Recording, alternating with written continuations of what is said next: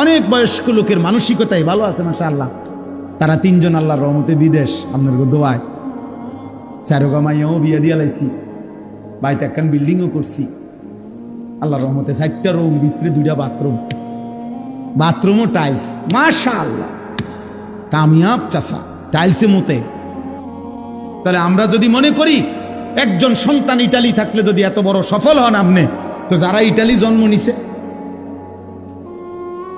মাথা না, হেরা কি কহলটা লই আইছে, কি আর খাও তুমি আর আমি বাপ, ফাঙ্গাস আর তেলাপিয়া, ধনিয়া পাতা আর কাঁচামরিচ, পারমের মুরকা আর কক মুরকা, আর কি এই তো সামান্যটুকু খাবার।